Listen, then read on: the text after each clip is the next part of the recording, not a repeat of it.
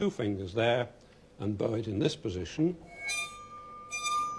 And the sound dances around, 3 fingers down and bow it there. And we get the St. George's Cross. I have to put my fingers somewhere about there and bow it. No, wrong one. There it is. That's it.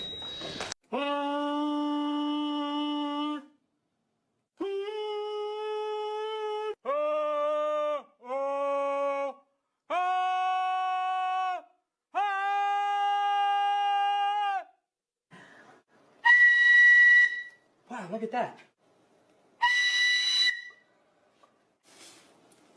Let's go a little bit higher yet.